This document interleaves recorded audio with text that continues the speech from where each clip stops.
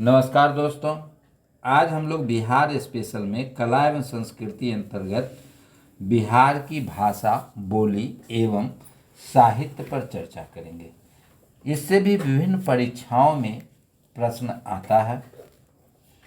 तो हम लोग देखते हैं बिहार की भाषा, बोली एवं साहित्य से संबंधित कुछ महत्वपूर्ण तथ्यों को। आर्य परिवार की भाषाओं के अंतर्गत बिहार की महत्वपूर्ण बोलियां हैं। इसमें मैथिली, भोजपुरी, मगही मुख्य रूप से आर्य परिवार की भाषाएं हैं जो बिहार में बोली जाती है। मगही भाषा मुख्यतः किन क्षेत्रों में बोली जाती है? तो मगही भाषा मुख्यतः पटना और गया प्रमंडल में बोली जाती है। मगही बोली के प्रथम कवि किसे माना जाता है? तो मगही बोली के प्रथम कवि ईशान को माना जाता है। मगही बोली के प्रथम कवि ईशान को माना जाता है। मगही महाकाव्य गौतम की रचना किसने की थी? तो मगही महाकाव्य गौतम की रचना योगेश्वर सिंह योगेश ने मगही महाकाव्य गौतम की रचना की थी। मगही बोली की शैली का जनक किसे कहा जाता है? तो मगही बोली की शैली का जनक सुरेश दुबे याद रखेंगे। किन क्षेत्रों में भोजपुरी भाषा बोली जाती है? तो भोजपुरी भाषा मुख्यतः भोजपुर, शाहाबाद, सारण एवं चंपारण जिले में बोली जाती है। 17वीं शताब्दी में भोजपुरी के विकास किसने किया था? तो इसको नाम याद रखेंगे, धरतीदास एवं दरियादास ने 17वीं शताब्दी में भोजपुरी भाषा का विकास किया था। विदेशिया की रचना बहुत ही महत्वपूर्ण है। विदेशिया की रचना किसने की थी? तो विदेशिया की रचना भिखारी ठाकुर ने की थी। मैथिली भाषा के सर्वप्रमुख कवि हैं विद्यापति। ज्योतिषर ठाकुर द्वारा रचित वर्ण रत्नाकर किस भाषा की प्रसिद्ध रचना है? तो यह मैथिली भाषा से है। अब है ललित विस्तार नामक बौद्ध ग्रंथ किस भाषा में है? तो ललित विस्तार नामक बौद्ध ग्रंथ मैथिली भाषा में है। वज्जिका भाषा मुख्यतः किन क्षेत्रों में बोली जाती है? तो वज्जिका भाषा मुख्य रूप से वैशाली एवं मुजफ्फरपुर के क्षेत्रों में बोली जाती है। उर्दू भाषा में बिहार के इतिहास पर प्रथम ग्रंथ कौन सा है? नक्शे पायदार जो है सो प्रथम ग्रंथ है उर्दू भाषा पर, बिहार के इतिहास पर। उर्दू भाषा में है और बिहार के इतिहास पर यह प्रथम ग्रंथ लिखा गया। नक्शे पायदार की रचना किसने की थी? इसकी रचना अली मोहम्मद शाह अजीमावादी ने की थी। अब है 2 गज जमीन की रचना किसने की थी? तो 2 गज जमीन की रचना अब्दुल समद ने की थी। 2 गज जमीन की रचना अब्दुल समद ने की थी।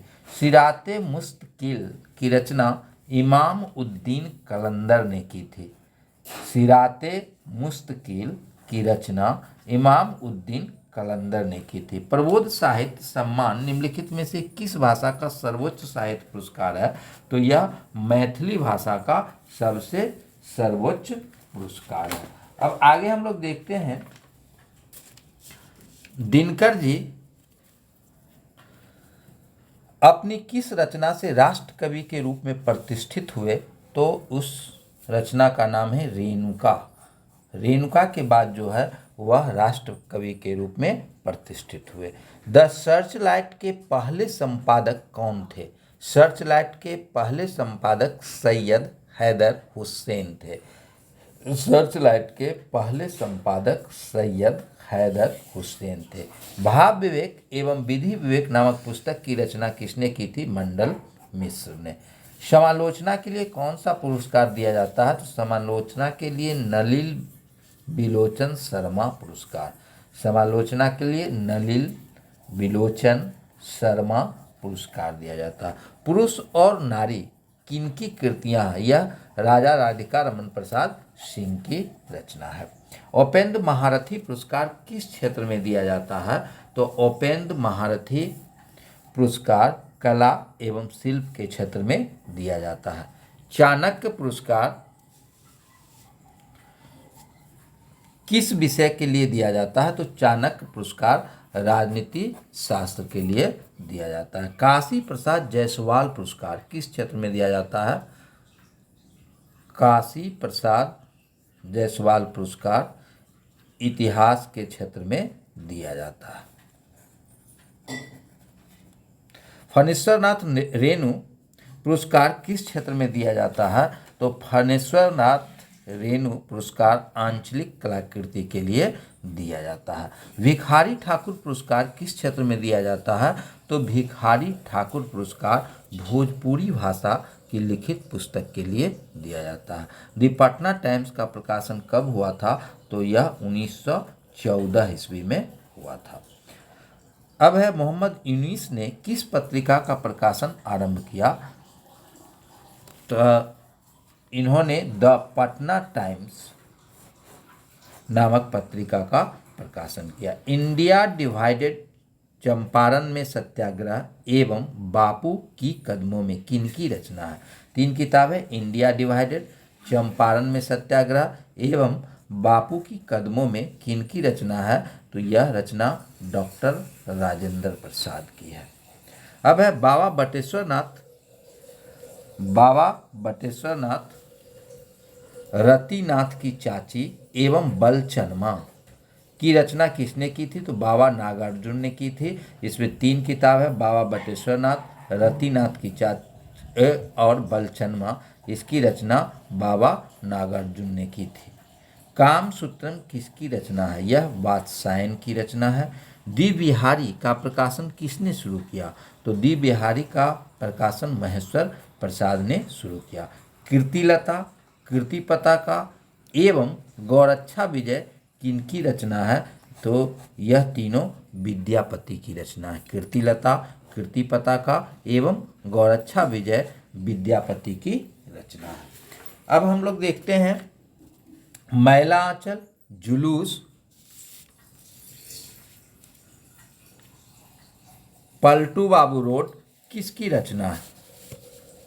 मैला आंचल जुलूस और पलटू बाबू रोड किनकी रचना है? तो यह फणीश्वरनाथ रेणु की रचना है। नौलखा हार, काजल की कोठरी एवं भूतनाथ किसकी रचना है? तो यह रचना देवकी नंदन खत्री की है। कादम्बरी, हर्षचरित एवं चंडी शतक की रचना किसने की थी? तो बाणभट्ट ने। कादम्बरी इस पूछता है, कादम्बरी, हर्षचरित एवं चंडी शतक की रचना किसने की थी? तो इसकी रचना बाणभट्ट ने की थी। पंचतंत्र की रचना किसने की थी? तो विष्णु शर्मा ने। बिहार राष्ट्रभाषा परिषद की स्थापना कब हुई थी? 1950 ईस्वी में। बिहार राष्ट्रभाषा परिषद की स्थापना कब हुई थी? तो 1950 ईस्वी में। बिहार में उर्दू को द्वितीय राजभाषा का दर्जा प्रदान कब किया गया? 1984 ईस्वी में। आम्रपाली किसकी रचना है? आम्रपाली रामवृक्ष बेनीपुरी की रचना है। बिहार का पहला अंग्रेजी अखबार कौन था? तो बिहार का पहला अंग्रेजी अखबार द बिहार हेराल्ड। बिहार का पहला अंग्रेजी अखबार द बिहार हेराल्ड। बिहार का प्रथम उर्दू अखबार नूरुल अनवार था। बिहार का प्रथम उर्दू अखबार नूरुल अनवार था। बिहार का पहला हिंदी समाचार पत्र बिहार बंधु था। बिहार का पहला हिंदी समाचार पत्र बिहार बंधु था। बिहार का प्रथम हिंदी दैनिक सर्व हितैषी था। दरभंगा के महाराज कामेश्वर सिंह ने 1931 में किस अंग्रेजी समाचार पत्र की शुरुआत की थी? तो उन्होंने द इंडियन नेशन की शुरुआत की थी। तो ये बिहार की कला एवं संस्कृति अंतर्गत भाषा, बोली एवं साहित्य से कुछ महत्वपूर्ण तथ्य थे। धन्यवाद।